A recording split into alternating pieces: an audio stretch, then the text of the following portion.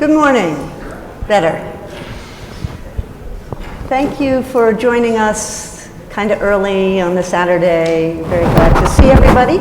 So I'm Jenny Pizer. I'm the Chief Legal Officer for Lambda Legal, which for those of you who aren't familiar, we're a national LGBTQ civil rights legal organization. This is our 50th anniversary year, so we've been at it for a bit, and it's my great privilege to be the moderator of this panel.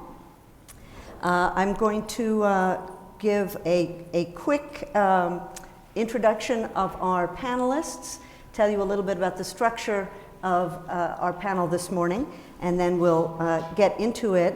Let me start by saying, as a lawyer at Lambda Legal, I'm not going to pretend I don't have opinions about the issues in the 303 creative case, which is our reason for having this conversation. But this is a case, as I think many of you probably know, about the tension between civil rights laws, non-discrimination laws, and our freedoms of speech and religion. And to say as a starting point that having the appropriate relationship between those principles is, in our view, important for everyone. I mean, freedom of speech has been essential for the LGBTQ movement. Many, many members of our communities are people of faith, and many people who want religious freedom also need to be protected from discrimination based on religion. So these are wonderful, fascinating issues. They have been for a long time. I want to commend to folks who may not have seen it that last year the section on civil rights and social justice published a double issue of the Human Rights magazine. Some of us contributed essays and to it, and I commend it to you. It brings together some of the religious liberty principles and the equality principles, and it's a great read available on the ABA website. So let me introduce our wonderful panelists to you this morning. So to my immediate left is Eric Olson, who is the Solicitor General Emeritus of the great state of Colorado, who argued 303 creative in the Supreme Court, and very skillfully, I might add. So he might share some insider perspective about litigating that case. And his understanding of what the court, the implications of the court's decision. He's recently rejoined the private bar here in Colorado to litigate a range of cases, including civil rights matters. To the left of Eric, I don't know whether this is politically, but logistically, Fred Smith Jr. is the Charles Howard Chandler Professor of Law at Emory University, where he is a scholar of the federal judiciary, constitutional law, and local government, and he has repeatedly been named the law school's Outstanding Professor of the Year, and he's published in all the most prestigious journals, and he's super smart, so we're very happy to have him. And then to the left of Fred, probably politically as well as geographically, is Sunu Chandy. So my friend Sunu is legal director at the National Women's Law Center, longtime civil rights lawyer, many years of work at the EEOC, and she led an amicus brief in the 303 creative case that she might tell us a little bit about, contributed an essay to the magazine that I mentioned, and is a published poet. She may say something about that too. So, and to mention that in your materials, we also expected to have Professor Jeff Stone from the University of Chicago, and unfortunately he came down very sick and was not able to be here. So that's a bummer. So the way we're going to structure the panel is that I'm going to give an overview of the 303 creative case. I imagine that many of you have read it. Some of you may have read it more than once, and some of you haven't. So I'll give a little setup about the case. Then each panelist will give some initial comments about how they come to this subject, maybe about the decision itself. And then I have a series of questions that I will ask them, and we'll see whether we mix things up a little bit. I'm not sure we're all of the same mind. I hope we're not all of the same mind, and that may be interesting. And we will try to leave 5, 10, 15 minutes, something like that, for questions at the end. So to start off with a little bit about the 303 creative case. So the Supreme Court, the last day of its term, ended LGBTQ Pride Month with its decision in 303 creative. Didn't end LGBTQ Pride, but maybe made a bit of a dent in it. And I'll explain why. So for those of you who don't follow this field, this case, like the Masterpiece Cake Shop case and other cases in the pipeline, was brought by a group called the Alliance Defending Freedom that argues that our constitutional rights of religious freedom and free speech excuse noncompliance with civil rights laws protecting LGBTQ people and same-sex couples in particular. The 303 creative case, like Masterpiece Cake Shop, arose here in Colorado, so that's among the questions. Is there something in the water here? I don't know, or the mile-high air? I don't know. But the plaintiff in the case, Lori Smith, designs websites, and she decided that she wanted to add wedding websites to her offerings, but not for same-sex couples because of her religious beliefs. So she argued that Colorado's anti-discrimination law, which does forbid sexual orientation discrimination and gender identity discrimination by businesses, that law burdens her religious exercise and her free speech rights, similar to the claims that were presented in the Masterpiece Cake Shop case. Some of you may remember that the Supreme Court decided that case in favor of the baker, but didn't decide the speech issue, didn't actually clearly decide the religion issue either, but in particular left the speech issue for a future day, and 303 Creative turns out to be that day. So to understand the field, it is worth noting that there are multiple cases presenting these issues that are in the lower courts, have been in the lower courts. And there was a case that ADF did that went through the Arizona courts and was decided a couple of years ago by the Arizona Supreme Court about wedding invitations. Similar argument that the person in business was using creativity and expression to create a wedding-related product. The Arizona Supreme Court said, yes, she had a first, that plaintiff, or the two women in that business, have a free speech right to not make wedding invitations for same-sex couples, because that would require them, would force them to engage in expression that they don't want to engage in. So that case was a little bit of a foreshadowing of what we see in 303 Creative. So in 303 Creative, filed in federal court here in Colorado, the district court said, no, you're a business, you need to follow the law. The 10th Circuit similarly said, well, you're a business, you have to follow the law, you have rights, but they don't authorize discrimination against same-sex couples. To understand what the courts are doing here, we need to recognize that Lori Smith was bringing this case without having had any customers. At least that's how the case was presented. That she had not had any same-sex couples ask for her wedding services. She hadn't made wedding websites, at least not any for sale. So the case is something of a hypothetical, but she described what she intended to do and the First Amendment interests that she wanted protected. Some of you may have seen some of the news coverage and public discussion about whether that was actually true and whether there was a same-sex couple, or was that couple actually not who they said they were. But the way the case came to the Supreme Court was with a set of stipulated facts, and Eric may say something a little bit more about that, but the key facts were agreed by the state of Colorado aiming to enforce the law, and Lori Smith, who wanted to add this part to her business. So the stipulated facts are that her beliefs are sincere, and this is the speech she wants to engage in.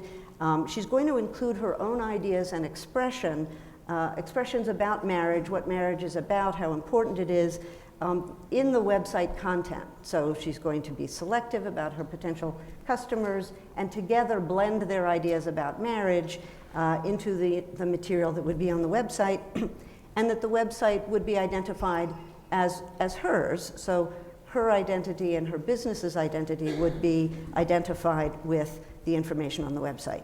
One might wonder whether that's how wedding websites usually are done, but those are the facts that were stipulated here. And there was another fact stipulated that to me is a little curious, that there are other website vendors in the area. In some of our prior civil rights cases, we haven't necessarily considered whether there are other restaurants and hotels and whatnot available to decide whether a civil rights law should be enforced, but that was part of what was set up in this case. So the prior law was, roughly speaking, if you're selling goods and services in the marketplace, you choose what you want to sell, but you don't get to choose to whom you're going to sell if there's a civil rights law that says you can't discriminate against some people, and that you can express your ideas in lots of ways if the thing you're selling, services or goods, involves some kind of expressive conduct.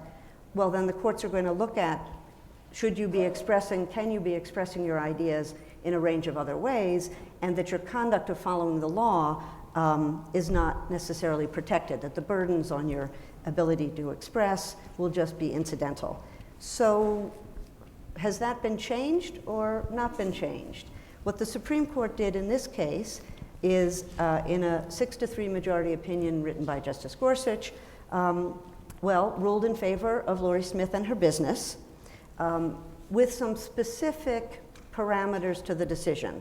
That the trial court had stipulated, or it was stipulated in the trial court, I should say, that this was custom website design. It was expression of Lori Smith's beliefs, that Lori Smith will serve LGBT people, just not for this service, and that other designers are available in the market. At the 10th Circuit, this is according to the majority opinion from the Supreme Court, the 10th Circuit acknowledged that this is pure speech, and that Colorado was aiming to eliminate ideas with which it disagrees. So this is the foundation on which the Supreme Court said we should understand that this is about speech, and that the expressive association in speech cases, Hurley and Dale. So Hurley, it's interesting, these happen to be cases about LGBT people. So Hurley was the case about the St. Patrick's Day parade in Boston wanting to exclude the gay group, and the Dale case where the Boy Scouts wanted to exclude James Dale, an openly gay junior leader. So the court said, these are the cases that now apply. These cases had not previously applied in a commercial context, but now they should apply because this is pure speech. So that raises a host of questions that we'll discuss. A couple of other things that the majority said. Well, there's a compelling interest in enforcing non-discrimination laws in general. So one of the things some of us had feared did not happen, that the court might say, well, there's a compelling interest with respect to certain types of discrimination, but not discrimination against same-sex couples. That did not happen. But now the question is, well, but where do the laws apply? They apply the same way to all types of discrimination, but where do they apply? There was a passionate dissent by Justice Sotomayor, joined by Justices Kagan and Jackson. Not the biggest surprise ever, with an extensive examination of the history of non-discrimination laws, the importance of non-discrimination laws, and in particular the history and pervasiveness of discrimination against LGBT people and same-sex couples in particular. And I'll take a tiny point of pride to mention that a number of the cases that she mentioned are Lambda legal cases. And they're cases that describe the things that we deal with, the people that come to us needing legal help. Married couple of gay men, one dies and the funeral home refuses to collect the body once the staff learns that the surviving spouse is another man. Or a lesbian couple, one dies and the cemetery then refuses to put the language that was planned for on the tombstone identifying the surviving same-sex partner. And so we have a number of questions about why the specific focus on this type of discrimination against same-sex couples. Obviously the case was about same-sex couples, or hypothetical same-sex couples. But is it is that the reason? Is it that this is the goal of ADF to create these specific exceptions, or is it something about what's going on the court? Lots and lots of questions, and we aim to try to get into some of them. And possibly the biggest questions being, so what is the doctrine now? How is it supposed to work, and what do we think is coming next? And we have some experts to talk to us about that. So let me turn it to Eric to introduce yourself a little bit and tell us how you came to this case. Great. Well, thank you all for being here, and thank you, Jenny, both for the important work you do in your day job and for bringing this great group together. I guess I'll talk briefly about three things and really look forward to having an engaged discussion both with other folks here and with you all in the audience towards the end. But first, I just want to talk about one of the real challenges of litigating this case. This case started, I think, in 2016, pre-Masterpiece Cake Shop, even cert being granted in that case.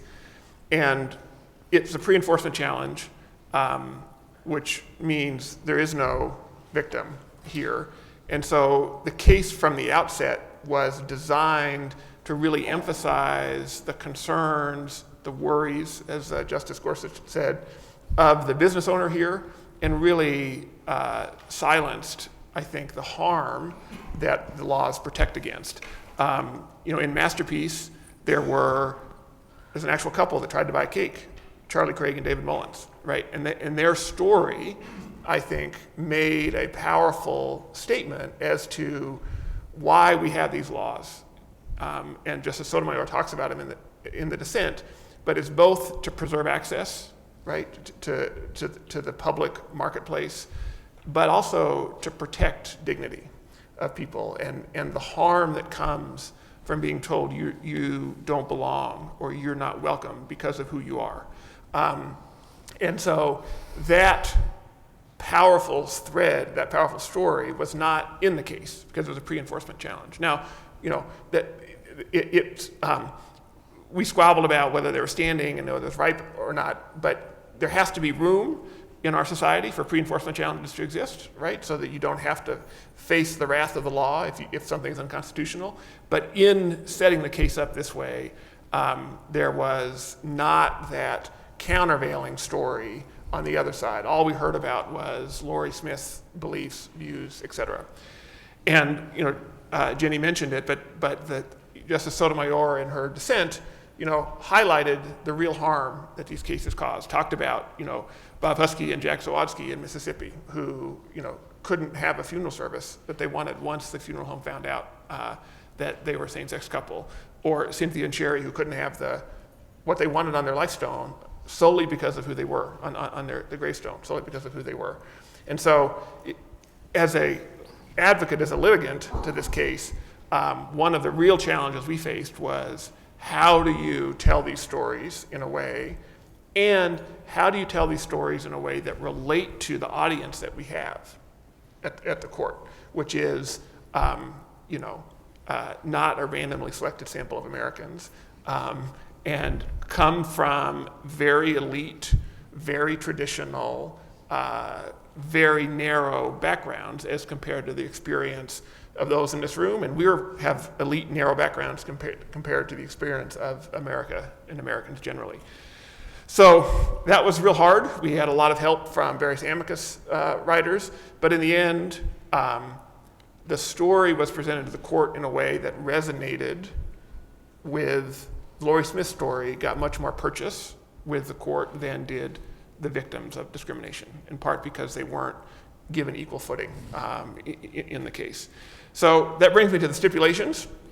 There's a bunch of talk about the stipulations, and I think as a matter of advocacy and lessons learned, I think there's some lessons to learn, and I think some of the criticisms have been a little unfair. But the stipulations were entered into in 2017. We had no decision in Masterpiece Cake Shop had come down, yet no one knew what would happen. I think many people thought that the court had taken that case would sort of resolve this issue, and that the 303 creative case would sort of wither away.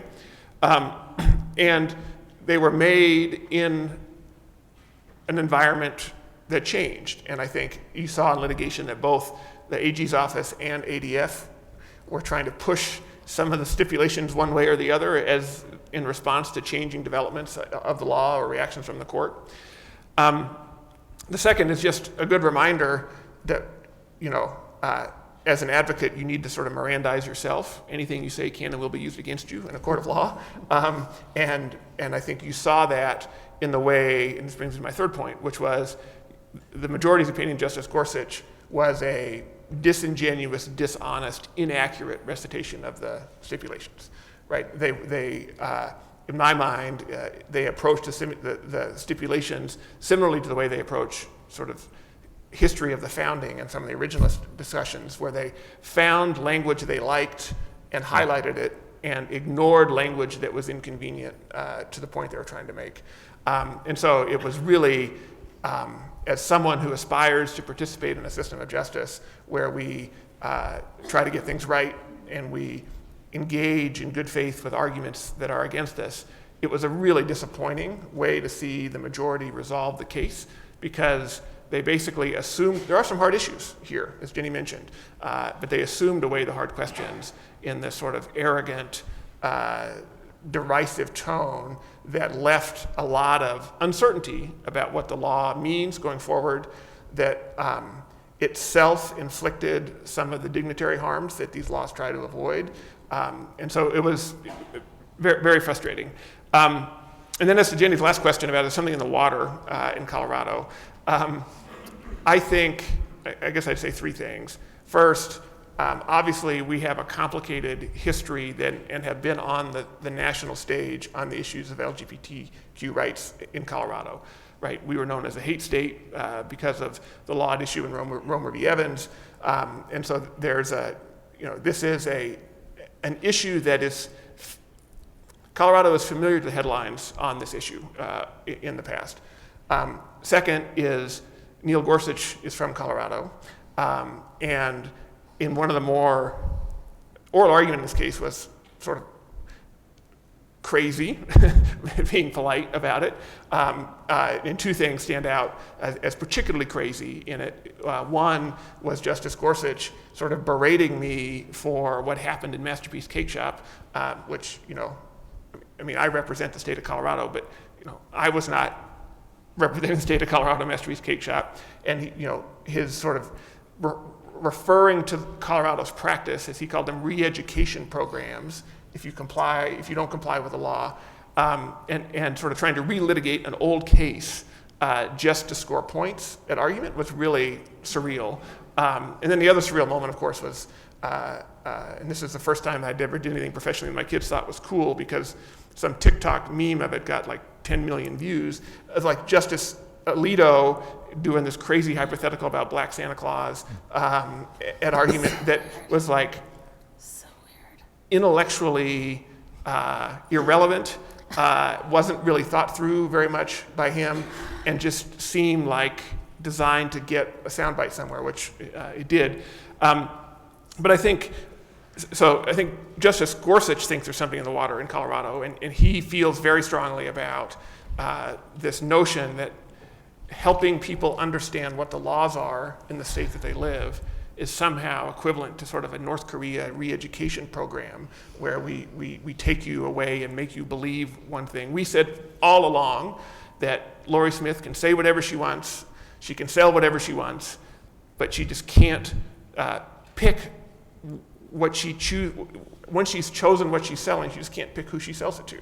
And there's no, one of I guess the other thing in the water is that the 10th Circuit opinion was a victory, but an indefensible one, because they basically adopted the frame of ADF, and it was sort of the Jack Nicholson, you're damn right I ordered the code red. Like, yes, we are compelling speech, but it's so important to eradicate dissent on this particular topic that we must compel the speech, which is, was respect to the judges who issued that decision, not the position we took, and not the position I think that makes sense. So it was challenging to defend an indefensible decision at the court. But as to whether there's like something wrong with Colorado, ADF really emphasized it because in their view we are recidivists, right? That we're keep trampling the views of good faith religious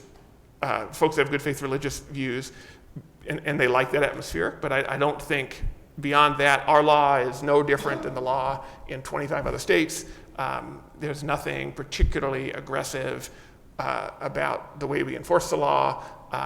I think it really is just happenstance and timing of the cases. ADF has a whole host of cases around the country, and this one just was at the right time in the right place. So.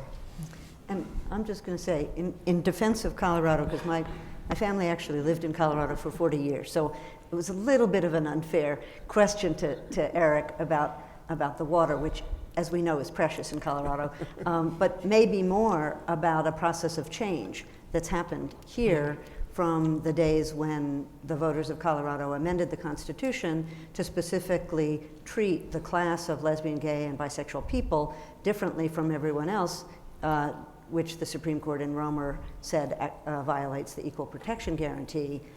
But that was 1996, and over the years, lots of things have changed. And for those who don't pay attention to it, actually, the state at the moment has a governor who identifies as gay and is married to a man, and I think they have kids, if I remember. I'm not sure. So things do change, but this part of the country has a mix of some people with libertarian views and very conservative views and strong religious views, and lots of things happening, which makes it a really interesting part of the country. So thank you for your service as the top Solicitor General for the state. And so Fred, how do you come to this, and what are your initial thoughts and comments about the case? Sure. So I teach federal courts, and so as a result, when I'm reading cases, I often go to the part that is most boring for most people. So I'll say that at the outset. So for example, in the Philadelphia foster care case called Fulton, which was another case in this space, the religious liberty versus civil rights battle. I read the opinion and I was like, where's Pullman abstention? We won't go into that, but that gives you a flavor of how I come to these things. But here, I think, standing is more exciting than Pullman abstention. And standing is what I'd like to focus on here. And in the days and the weeks after the opinion was issued, that was what a lot of the conversation was about, right? On news shows and on Twitter and the like. That's where a lot of the focus was. And so pre-enforcement challenges, I think, are important. Right? There's going to be some circumstances in which, even before the law has asserted its coercive authority over someone, that we want someone to be able to preemptively seek relief.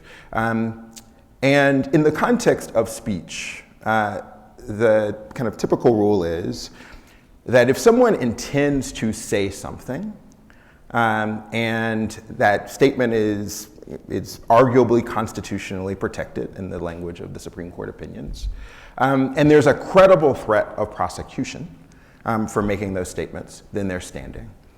That doesn't exactly apply here, in the sense that ultimately they came to the conclusion that she was being compelled to speak, right? So it's not really a clean example of a situation where someone says, I want to say something, and if I say something, then I will be prosecuted, right? Because that's not the nature of the claim, at least of the claim that the Supreme Court ultimately accepted.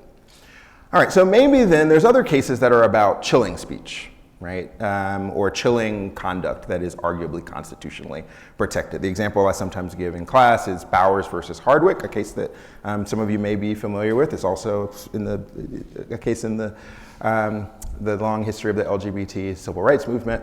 In that case, there was a Georgia law that prohibited individuals from engaging in what they called sodomy, consensual, including same-sex consensual conduct. But in that particular case, right, some of the plaintiffs actually were straight married couples. And they said, well, we want to do this too, and we're afraid that we will face prosecution, and we're being chilled. We're not doing this because of this law. And the 11th Circuit said, well, actually, there's no credible threat of prosecution here, but that at least gives us a framework, right? So there's going to be some situations where maybe someone is chilled from doing something or chilled from speaking, and there's a credible threat of prosecution. That doesn't exactly apply here either, right? Because so again, the court ultimately came to the conclusion that she was being compelled to speak, not that she was being chilled from saying something. So that doesn't exactly apply. So we almost need a new framework, a new standing framework to kind of apply to this kind of situation, this compelled speech context. And so I would imagine, based on the way it operates in those other contexts, that it would look something like this. Someone is being compelled to say something, and there's a credible threat of prosecution that if they don't say said thing, then they will face sanction from the state. Right? What's weird about that, though, is how do we know whether somebody actually is being compelled? Right? That's it's almost this kind of this fact question, like how likely is it that she will be compelled to speak? Right? And on that score, there's a lot of cases about that too in the standing space.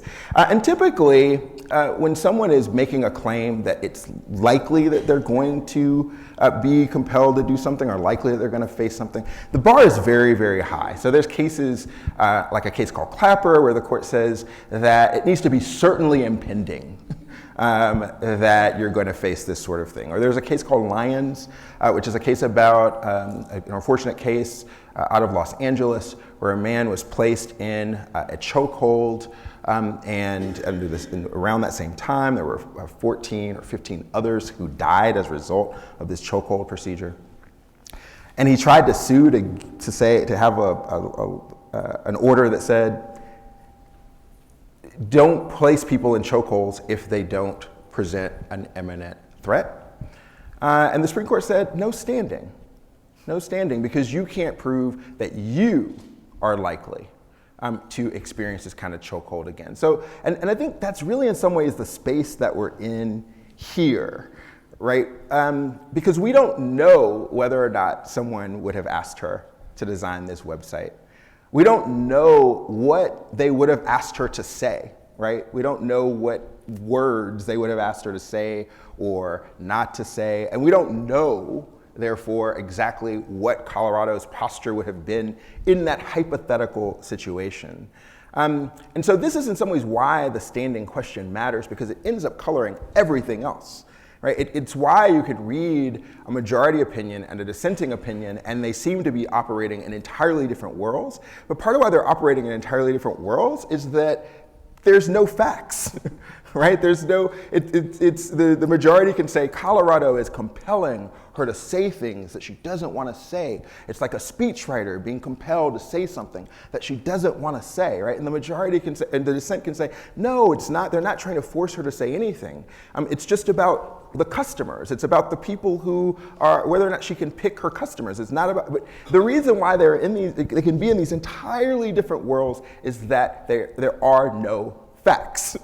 Okay? And I think this matters beyond the kind of the rhetorical point of there is no victim to identify, although I think that matters in our cultural imagination. But I think it also ends up coloring the legal analysis.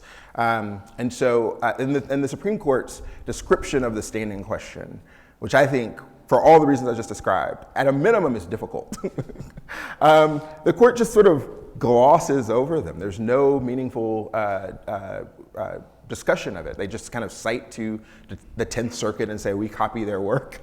But they don't really actually wrestle with it and wrestle with the implications. And so in my view, this case was too early.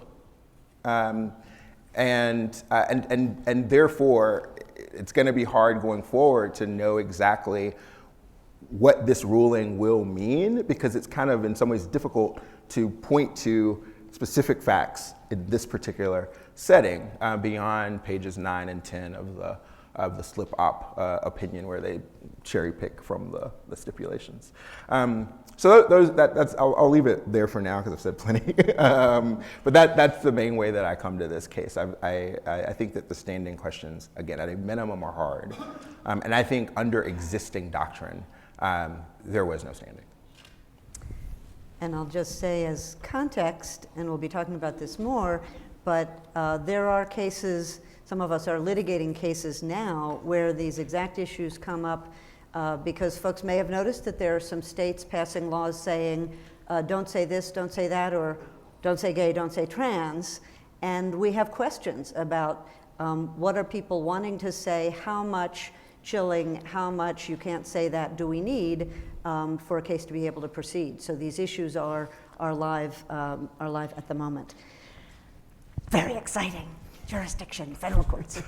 So Sunu, how do you come to this, and what are your initial takes that you'd like to share? Thank you. Thanks for the invitation to be on this panel, Jenny, and thank you both for sharing your thoughts. Sunu Chandy, I use she, her pronouns. I'm the legal director at the National Women's Law Center. I started there 6 years ago, and the first thing I worked on was an amicus brief in Masterpiece Cake Shop. I'd never even read an amicus brief, much less written one or led one, because most of my career was as a civil rights lawyer for Equal Employment Opportunity Commission. And then I was the general counsel at the DC Office of Human Rights, so a similar agency that works to enforce civil rights in education, healthcare, public accommodations, and housing, and so on. And so we've decided as a society that we believe that people should have civil rights in these spaces. There's some federal laws that do that. There's some state and city laws that do that. As the dissent in this case points out, all but 5 states have created these laws. You all have created these laws for a reason. And that is because we believe in our society, people should not be turned away, mistreated, and not allowed to do things because of their identities. And many states and cities have 10, 15, 20 identities. I think DC has a whole bunch. The federal law has several as well. That's the space we're in. We've already said that. We've already litigated these issues. We've already had people come and say, well, my religion doesn't really say I can sit with black people at my restaurant, or my religion doesn't say, or I don't really want to associate with women at my law firm. All these cases have been litigated. We've gone through these. We've gone through decades of precedent. So I want to be very clear about what happened here, which is, for the first time, that has gone backwards. Okay, we already had the case where someone said, sure, black people can eat here, but come to the side. You can do the pickup window, but just don't sit with other people. We already had that case. We already had a case where they said, you can have some of the things, but not all of the things. So for this radical majority to go back there and say, we're gonna now chip away at these laws that are not enough to begin with, is a big thing. So the way I come at this is as a civil rights lawyer, and even though we can argue that it is a narrow decision because it's about creativity and expression, and she was gonna sit with them and write their story together, and in the next case they're not gonna do that, so this shouldn't apply. We will make those arguments, and we can make those arguments. But at the end of the day, this Supreme Court has opened the door to go backwards. So I come at that as a professional civil rights lawyer for 25 years. I went to Northeastern, I had my reunion this fall, and also as a queer brown person. So when the dissent says, do you want a gay couple to go and have their child, because I do have a 13-year-old, and see their parents being turned away? Is that the society that we're gonna live in? Because that's what just started with this 303 creative case. So thank you all for coming at Saturday at 9 a.m. for this really important case.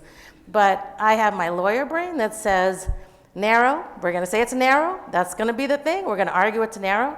And then you have the rest of me that says, I see already people using this to say no trans people at my hair salon. I see this already being used by people for really, really bad things. We can expect our opponents to do it. We can expect people who don't believe in any of our rights to do it. And as Jenny said, it was not just about queer people. They can just say on any of the different categories of people, not really into you, and I'm not going to do this job for you. Even though I am running a business on Main Street and getting money for it. So, I mean, to Fred's point, she wanted to put on her website, not going to do your website for same-sex couples. She wanted to write that on her website. She can put whatever belief she wants. But basically, this court said, go ahead and write that on your website. Where does that end? So just wanted to bring some humanity back in since we didn't have the couple. And before we end, I'm going to read you my poem about public accommodations, which I do have one. But where I come from is, I just spent, I'm like crying on Frontier Airlines sitting between my daughter and my spouse reading this dissent about the man who can't have his spouse's funeral, memorial lunch. That's what's actually at stake in this case. So I hope that the quote unquote, custom, creative, all of that, runs the day. But I'm terrified as a queer woman of color, as a civil rights lawyer, and anyone who just thinks our society should be going forward and not backward. Thank you. I mean, one thing that's really interesting is that the majority doesn't focus on whether or not she could put something on her website that says straight couples only, and in fact, they expressly disavow that, right? So in footnote 5 of the opinion, they say the dissent is conjuring up this idea of straight couples only out of thin air and so forth. We're focused on the compelled speech question. But again, in order for there to be compelled speech, what was the speech? And we don't know really what the speech was because there's no couple who came and said, please say the following message. That case doesn't exist, right? But because of that scary world that you described. But she wanted to do that, right? She said she wanted to do that. And they said, you can put your whole belief about marriage on there, but you can't just say, I'm going to create this product, but not for LGBTQ people. That was one of the issues in the case, which might have been ignored, but that's what she wanted to do, right? Sure, but it's yes, and it's not what the court focused on. Yeah, they that's focused on compelled speech. Which is crazy because the So one part of the clear case. standing question Right. is, she Right, said can in she her do that? lawsuit, I want to say this on my website. Yeah. If I say this on my website, I will They're get in gonna come trouble. after me. Correct. And that I think she had standing for. No, exactly. I mean, Right. everyone ignored it. Right. Because That's why I raised it, yeah. you have to say, there is no intellectually coherent way to say that is any different than any other, whites Yeah, only, yeah, whatever sign that's you right. had, and they don't want to have the discussion on that terms, right? And to your point, intellectually, totally without integrity. Yeah. So anyway. Well, so Fred, jumping in here, the question I wanted to ask you as our professor on the panel. So in your view, what's right or wrong doctrinally in what they did? I mean, so some of us might all agree, well, those weren't really the facts and you cherry-picked, but based on the things that you cherry-picked, was the application of the law correct or not? And in particular, should we now understand that website design is in fact, or legally, maybe not in fact, as a legal matter, is free speech, is pure speech, because it involves words, because the 10th Circuit said so, which isn't necessarily the role of the Court of Appeal, but they said so, or for some other reason. And should we understand that the incidental effects doctrine that used to govern here for expressive conduct, if it's not pure speech, is that doctrine still in place? Or actually, no, it wasn't announced, but we know it's gone? Yeah, those are good and hard questions. So I guess in terms of what the court got right or wrong, so I've already kind of given my views on the standing question, so I won't rehash those. But so, assuming the facts that as the court saw them, is this a case about pure speech? So basically, imagining that there is a couple that came and said, please design this website, and she saw them and said, no, because if I design this website for you, then it'll be perceived as my speech, and I don't want to do this for you. Is that a pure speech case? It doesn't. It doesn't seem like it. And the reason is that in the speechwriter case, someone is literally saying like they're writing something, and the question mark would be like, do they have to write this or do they not have to write this, et cetera, right?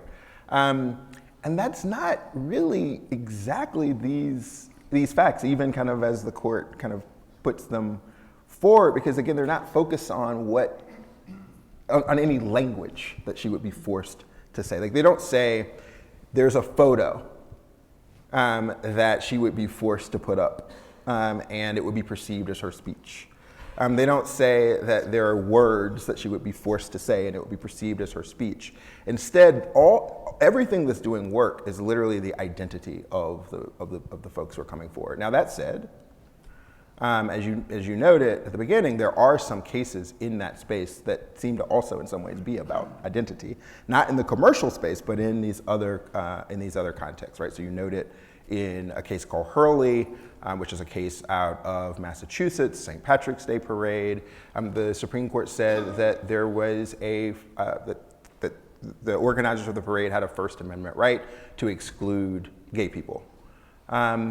And of course, there's the Dale Boy Scouts case, which you've already described the facts of. And in both of those examples, they in some ways the idea almost is if we allow you as a person to be affiliated with us as a person, that will affect the way that we are perceived. And to your point, it seems like it's one thing to say that in the context of a group that has an expressive mission, right? And they're arguing that they have, it's kind of like, again, an expressive association kind of argument. That feels a little different here. And one thing that I would have appreciated the majority wrestling with a little bit more is the case that the dissent relies the most on, right? So the dissent actually relies the most on a case called Rumsfeld versus Fair. And this is a case where colleges did not want to allow the military to recruit on their college campuses because at the time the military excluded LGBT people. The Supreme Court said, no, that doesn't violate your First Amendment rights. Just the mere fact that they're present in your space, that doesn't violate your First Amendment rights. And Rumsfeld versus Fair is a later case, actually, than both Hurley and Dale. And I would have appreciated, it would have been very helpful to see the majority wrestle with that. Because again, it's what the dissent relies the most on. And that's one of these places where, in a very frustrating way, these two opinions are speaking past each other.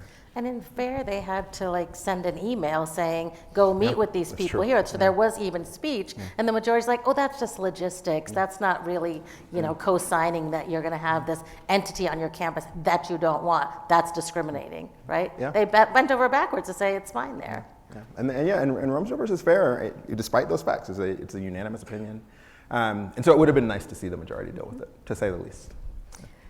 Well, and so, Eric, I want to ask you, so the majority opinion talks a lot about the marketplace of ideas, and some of us thought the case was really about the marketplace. And we used to have a fairly clear understanding, I think, if a business hung up shingle is now a metaphor where it used to be a real thing. But anyway, all comers, we want your business, please come. And if you're saying all comers, please come, we want your business, then you can't turn people away.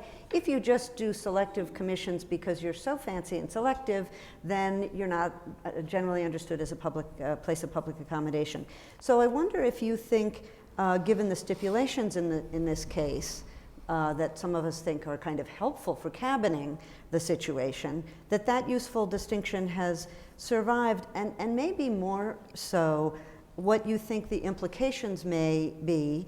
As somebody who's done civil rights enforcement and been thinking about how's the state going to operate under law, some of the implications that are called out in the dissent for situations like, law firms, and whether law firms are allowed to discriminate based on sex, which the Supreme Court said no, the Hishon case, or non-governmental associations, as in Roberts versus JC's. The dissent is saying, look, we've had these important rules, and now it seems like that's all up for grabs. I mean, what do you think? I know you think the situation's pretty bad, so tell us how bad you think it is.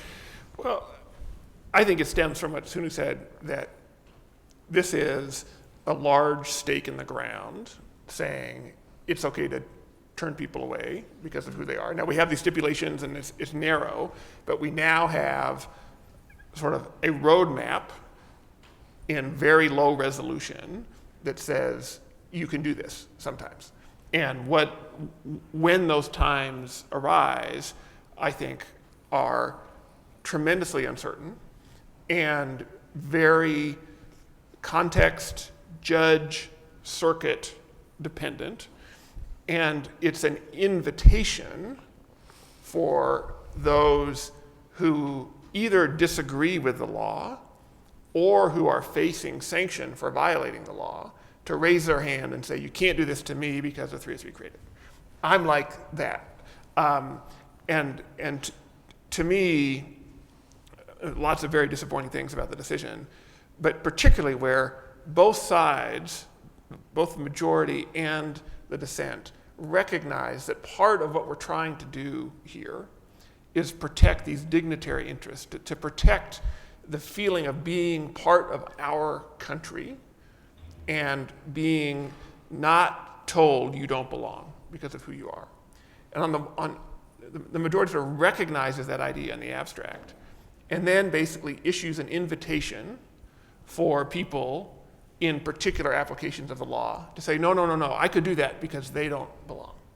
And so to me, it's hard to know exactly what's going to come because we have this, but what we've seen in the past, I think 20 years with the court is a increasingly political conduct where they take decisions that used to belong to all of us and give themselves the right to say yay or nay. And without putting guardrails, without applying it to specific facts. I mean, we made the standing argument, lost it everywhere, but the one argument we preserved even after the court took the case was this rightness question, which is, this is some hard stuff we're doing here, and you shouldn't decide a hard case like this without the context necessary to really put some contours and limits on what you're doing. And instead now we sort of have an open invitation. So that's what makes me worry.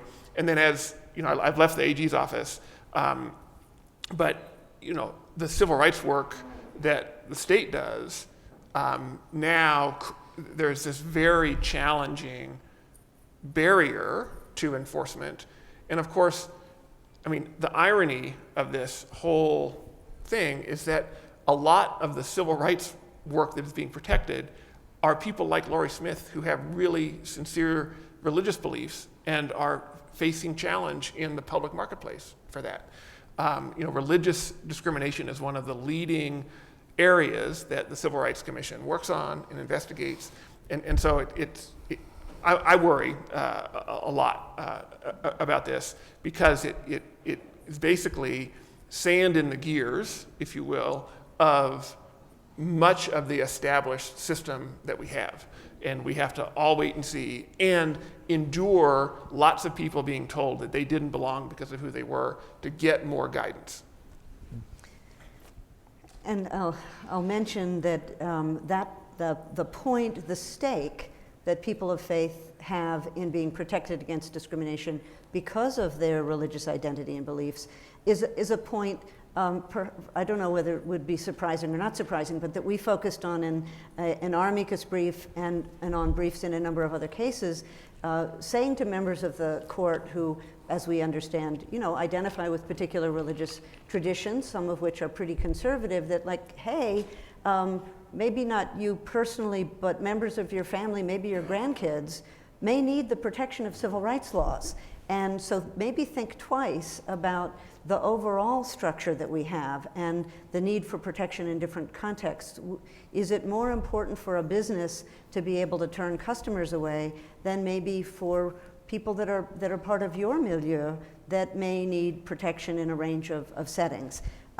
You can see how effective that briefing was, but I think it's it's true, and it's a point that we will continue to make. So Suno, I want to a little bit turn the tables around. So as you've said, you've been a civil rights attorney for a long time, and also you're an artist and a poet. And so I wonder what you think about the court's comparison of Laurie Smith's designing of special purpose websites with script writers and muralists and some of the other creatives. There were a number of different ones mentioned in the opinion, and they get paid for doing original work.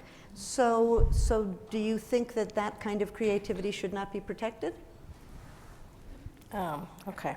So I guess I found the examples that the majority gave really annoying and disturbing. I mean, they said, will you have a Palestinian filmmaker make a super Zionist movie and, have someone, an LGBTQ person, be forced to make work about people who are against gay rights? And it's like, the examples they gave to me sounded like, artists who would be maybe commissioned for something or do projects, like one-off projects. It doesn't sound like I'm on Main Street saying, I will write you a poem for $100.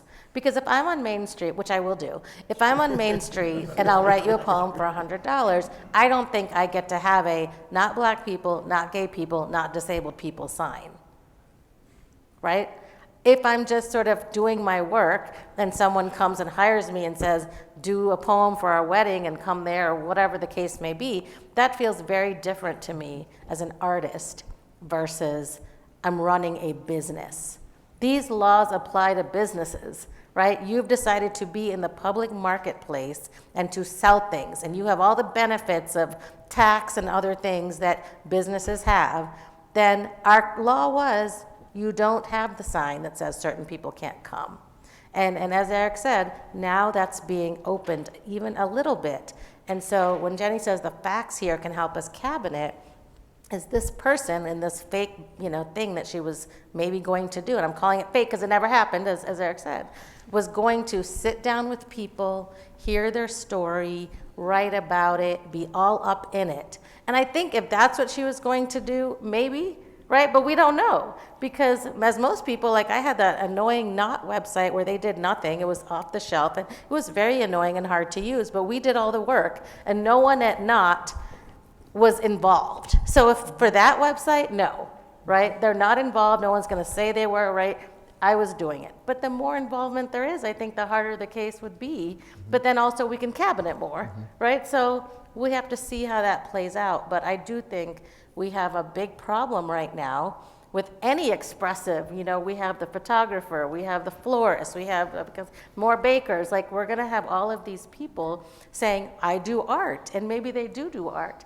The other thing that I don't think the majority really grappled with that I think is relevant is would someone look at this and think, oh, this florist loves, the gay people, because it's like, do you even know who the florist? Like, have you ever gone to a wedding and was like, who was the florist? Like, this is what I'm focused on, is like, whoever the florist was here, and then making assumptions about that person. That's just not a thing, right?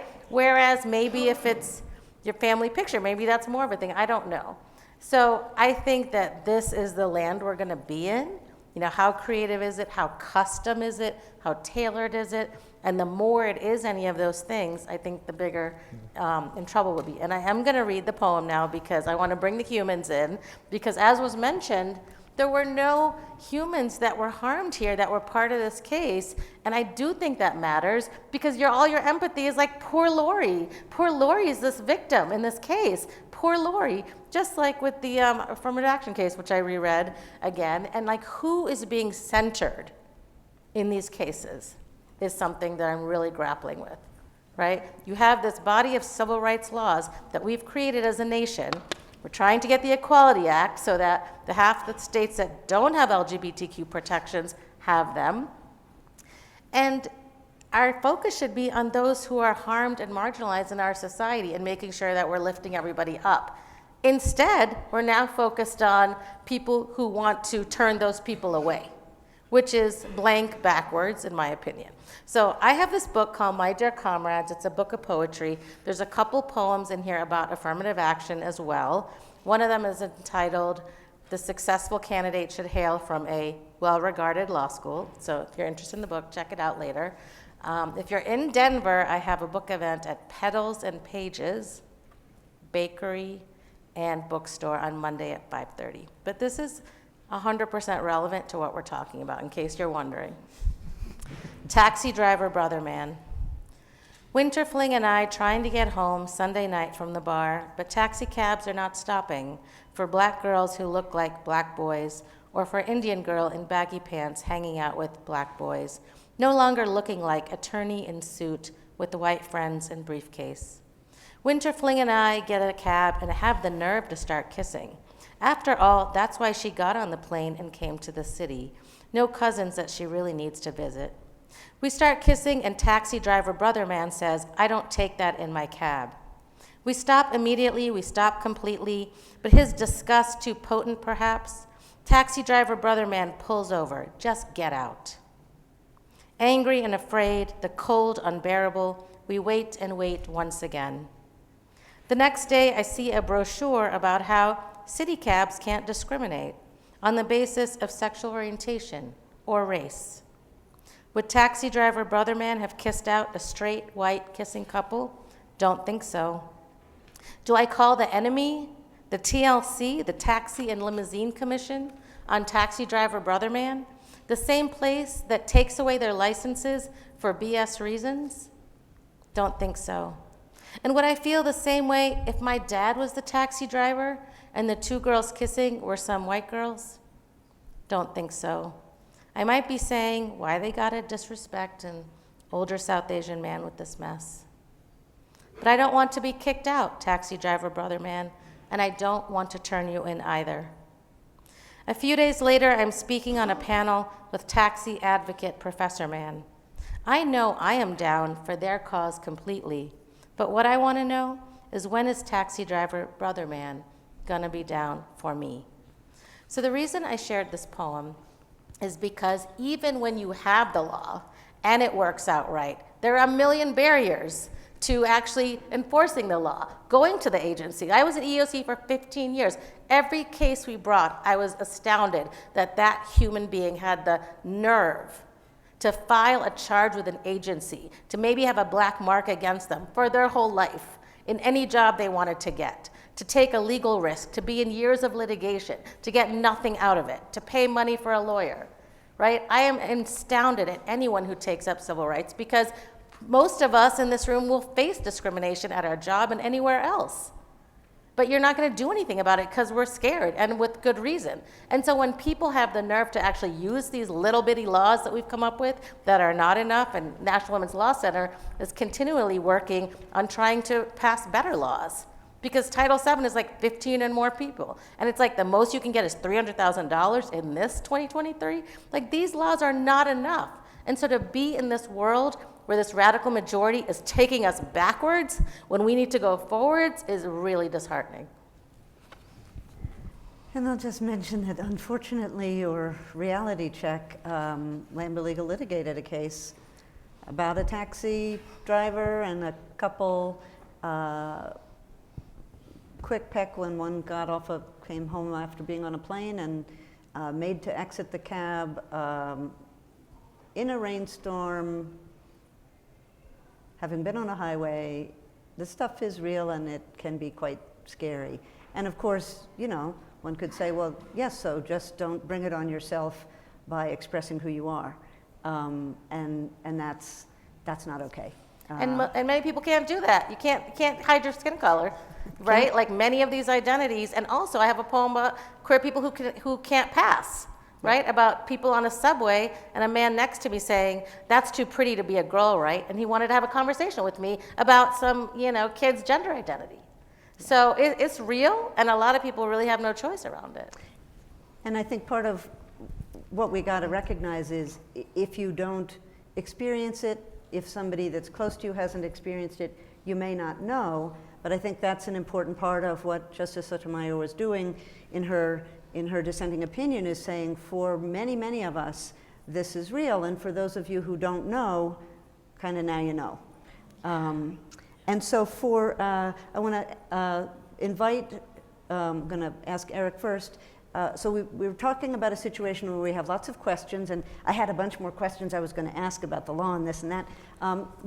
But if people don't agree with the direction that the court is taking, what do you think that they should do? You know, from the Lambda Legal perspective, I mean, we came out in support of the bill pending in the last Congress to expand the court. You know, that some seats should have gone this way, maybe they went that way. But I think we have questions about what can the American people do if they disagree, and to send a message that don't just give up, don't assume there's nothing we can do. There may be any number of things that we can do if we disagree, and if we agree, then, you know, that's fine, because the court is doing what it's doing. But Eric, let me ask you first what your take is, because you've expressed some of your critique about the court's approach, and so what are you thinking and what are you telling people? Well, I think three things for me. One is sort of building on sort of the very poignant experience that Sunu shared with us, which is we have to talk about what these things mean to all of us, not just you, but your communities, your network, your coworkers, et cetera. And two, in that conversation, the Supreme Court doesn't deserve some particular reverence or fealty just because they're one of three branches in our political system. When they exercise political power, which they have done here, in a way that harms us and our communities and our friends and our family, we need to speak up about that and say, this is wrong, and there's ways of exercising other branches to have control over it and sort of reset the balance a little bit. But I think most importantly, it's just, they don't get to end the conversation, right? And then the third point is that there's a lot of work to do in this. As all of us have mentioned, there's a lot of uncertainty in this case and what it means going forward. And having passionate, thoughtful, caring people helping to tell these stories, that's what makes sort of our country move forward, is be involved, be engaged, not just in the courtroom, but in the classroom, in your communities, and really talk about the importance of holding this power to account and not taking yesterday for granted. I joked that as a progressive lawyer in the AG's office litigating before the Supreme Court, I had the impossible task of trying to make tomorrow just look like yesterday, right? I wasn't trying to move the law forward. I was trying to keep it where it was.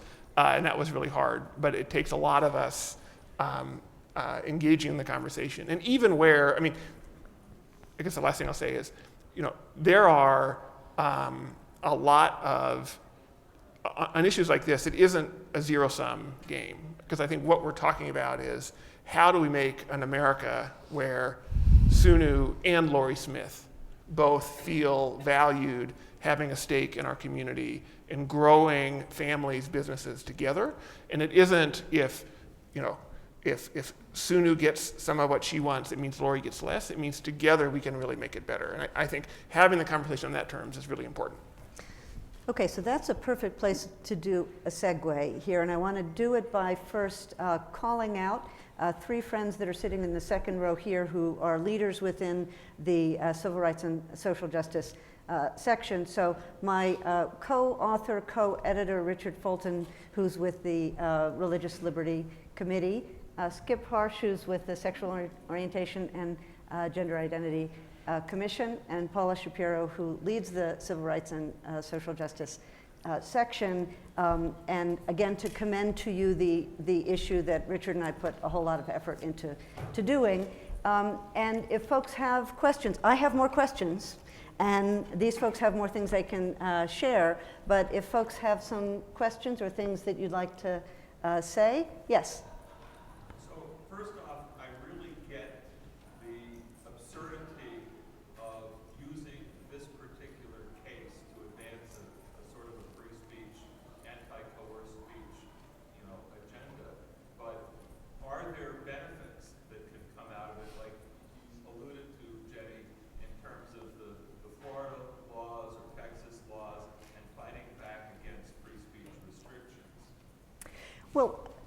thank you for that question. I mean, we have wondered whether this particular possibly different way of looking at standing, it may not be, I mean, we've had pre-enforcement challenges in the speech area for some time, but we've sort of thought, oh, well, will our litigation in Florida now be a bit more straightforward in the wake of this? And given the number of laws, I mean, you know, more than 500 bills just this last session alone in state legislatures targeting LGBTQ people and trans folks and trans youth in particular, and dozens of those bills becoming laws, we're busy litigating, so maybe having more relaxed justiciability standards would be helpful, because in particular, when we're talking about different types of censorship and dynamics in classrooms and libraries, that might be helpful. You know, if the legal standards have changed and it's not clear, then perhaps that could be helpful. I'm afraid I'm old enough and cynical enough. For many years, especially when teaching law school classes, we would talk about what we then called the anti-gay exception. There's sort of all this law, but it doesn't work that way when it comes to you people.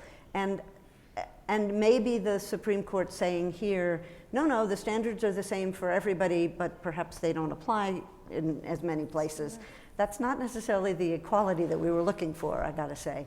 So I don't know. It's a good question. But as Fred was saying, I think there's a big difference between when a rule is in fact coercing, requiring speech, and there's all these cases that are about that, whether it's license plates, or Pledge of Allegiance, or a bunch of things, versus, well, you get to decide what you're gonna sell. That's totally up to you, but you don't get to pick and choose your customers, and to say, if I'm required to associate with you, that's a kind of expressive conduct that I don't want to do, because that's an important part of why we have civil rights laws. Did we touch upon the question of, is there another option for the customer?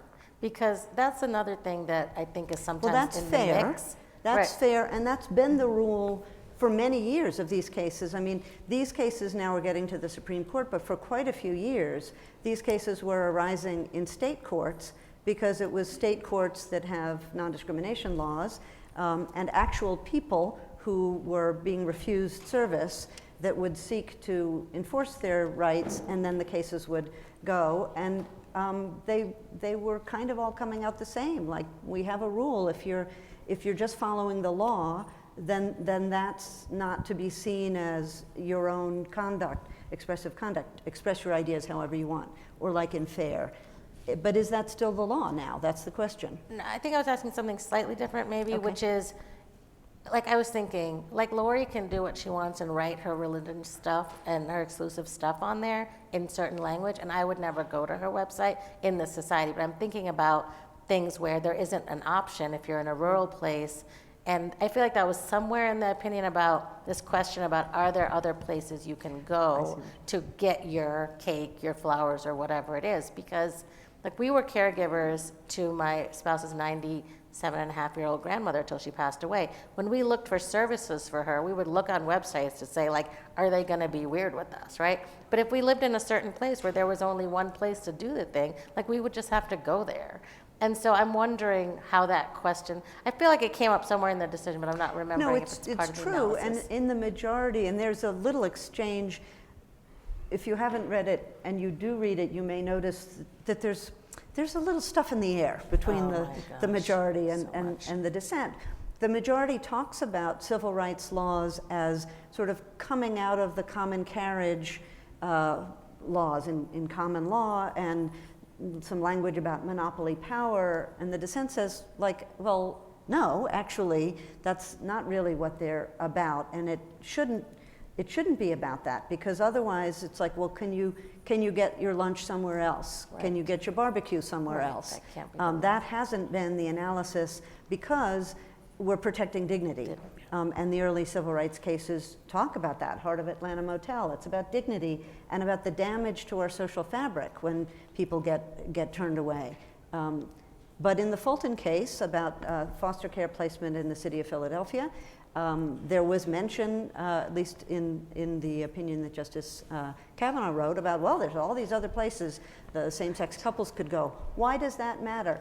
And does that mean that the law would be different in major cities than in rural areas? Right, And right. how would that be, I would say, Fred, how do you teach that to students? The dissent in the funeral home example, right? As I recall, they had to go an hour away. Yes. That's where the nearest other funeral home was. In terms of how that plays into the analysis, I don't think the majority really shows their work there. It's more sort of atmospheric, so you don't know where it really fits in. And I'd say the same thing about the standing question. So I was careful to say under existing doctrine, I think this case is wrong. But those cases that I cited, I think Clapper is wrong. I think Lyons is wrong. Like, I would love it if there was more standing across the board. The reason why, though, I think it's going to be hard to use this case in those other settings is because they don't show their work. Like, they don't say, this is the standing analysis that we are applying, and then carefully walk through it. I mean, if you read one of the cases they rely on, a case called SBA versus Dryhouse out of Ohio, that case shows its work. I mean, it's all about, it's like, here's the standard. There's three components. We're gonna walk through this one. We're gonna walk through that one. We're gonna walk through that. And as a result, people are able to point to and rely on that case and point to ways that their case is similar or different. And I think it's hard to, at least from a standing perspective, I think this is a hard case to use in other contexts. And on the dignity point, the dissent talks about Jackie Robinson could have stayed at another hotel. That wasn't the point. And how these cases have already been litigated on the point of dignity on other protected categories. And that's the kind of thing we talked about in our brief, about how these issues have been argued and decided. And so that was the other thing, is that there's not sort of an acknowledgement of, like, we're rolling everything back here that has already been decided. Yes. Thank you. So this case arises in the independent contractor context, and Kennedy last year came up in a public employment context. Does this extend to private employment as well, so that an employer's desire to have a religious-free workplace is not enough of a reason to limit somebody's free expression cases? How can this go into the private employment context as well? Well, wonderful question, and the majority in the dissent seem to disagree on that point. The dissent does raise a question that the Hishon versus Spalding case was about a law firm, employment, and whether the associational rights of the people, perhaps mostly men, who created that firm have a First Amendment free association right to not have women or not have women partners or whatever it may be. And the majority says, oh, no, it's not about that. Well, that is really the question. We had some reasonably bright lines before. Dale and Hurley were not in the commercial marketplace. So do we not have that distinction anymore? I think, and not to take us into the affirmative action area, because we would need to have one or two whole panels about that, but many of us are wondering now, given the approach the Supreme Court took in the affirmative action cases, well, what does that mean for other settings as well? We don't know, but I think as Eric had just said, and many of us, I think, share the view, if we think that would be a mistake for our country and not consistent with law that's been very important, maybe we need to make our voices known. We do need coherent law for the country to be able to function well, for people to know what the law is and be able to either follow it or work to change it. And from our perspective, one of the problems here, as Fred put it so nicely, they didn't show their work. So what does this mean for the next cases? We know there's quite a few of them in the pipeline about photography, about videography, about a range of things. And a case that I've been involved in representing a lesbian couple out of Oregon that's about a wedding cake. Well, cert was pending there. The lesbian couple has been more or less successful under existing law up to this point. That was just reversed and remanded again. So does that mean the court thinks that maybe the cake is expressive the way some of the concurring opinions said in Masterpiece Cake Shop. Are we going to revisit that now? And if so, then is it just as simple as the court has a different makeup now, and so all kinds of things are going to be different? But that doesn't give our country coherent, understandable rules to know how to behave and or what change we should be advocating for, because we don't necessarily know what the rule is. I think you're going to see just a lot more test cases in ways that we can't even predict. I mean, I think about a case a few years ago in a rural town in Georgia where they hired someone to be their city manager. And before the vote, they learned actually that this person was in an interracial marriage. And didn't move forward for that reason. And they were very public about it. And they said to the Atlanta Journal-Constitution, under our religious view, black people and white people shouldn't be married to one another, right? And in that instance, like the person didn't end up taking the job, but there was so much embarrassment. It wasn't like it turned into a litigation moment. But I can't predict though all the different ways that this is going to result in test cases across lots of different spaces, even if the technical holding here doesn't apply there, because there's something about the rhetorical force of it and the ways that it's, and I don't know how much of it is the opinion itself and how much of it is the way the opinion has been described. But for whatever reason, people seem particularly emboldened right now to do things that the opinion isn't really about. Like we've all read the press accounts of people saying, no, we're, the hairdressers, like no more gay people. That's not what this case is about, or is it? I think we're going to see a lot of test cases. And I just say quickly, a hostile work environment is created by speech. And if you're being accused of creating a hostile work environment, a lot of people are going to say, no, I'm just exercising my First Amendment rights. I can't get in trouble for that.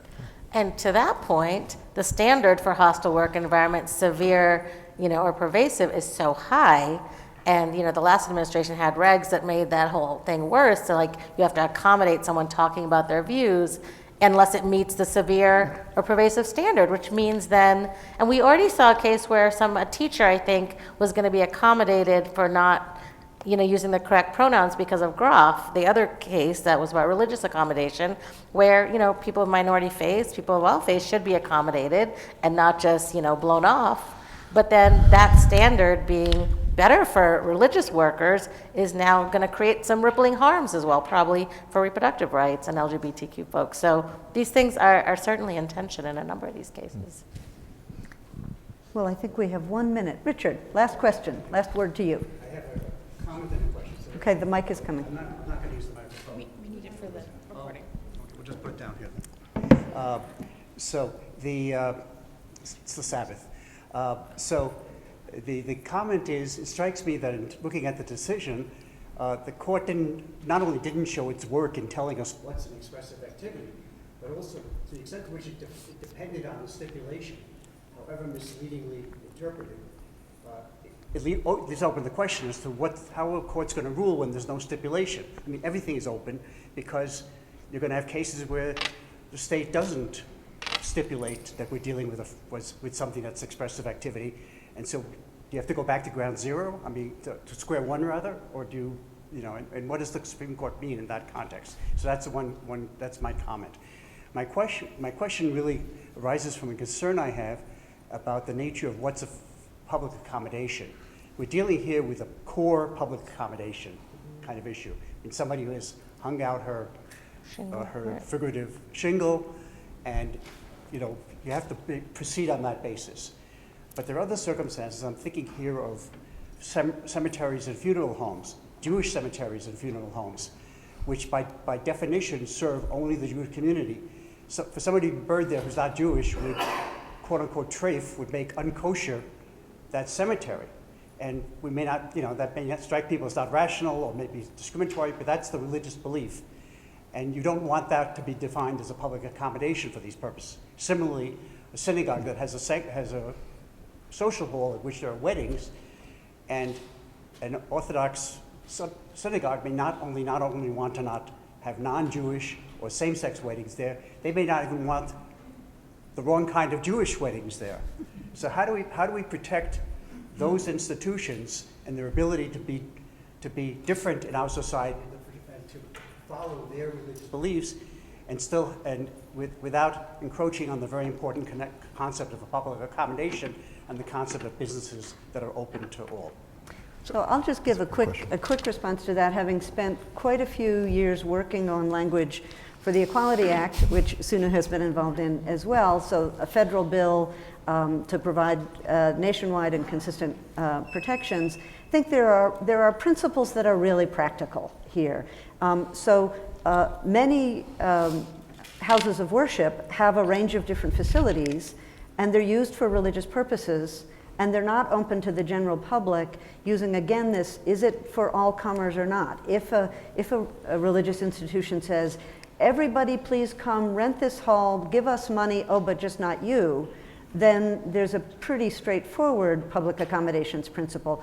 If they say, members of this religious community may have to pay a fee if they use it, but it's only open to our religious community, then the issue from our perspective is trying to have it both ways. So if it's a religious institution, it's there for purposes, and there can be a range of purposes too. The same thing, in my view, happens for food kitchens and a range of charity functions. Is everybody invited to come, and is there public money supporting that function? Or is it a community of people doing things for each other according to their religious traditions? And protecting that space for those religious functions, in our view, is very important. And the same thing could be true if you define the cemetery space as it is owned by this group, it's for this group, and it's done for these purposes.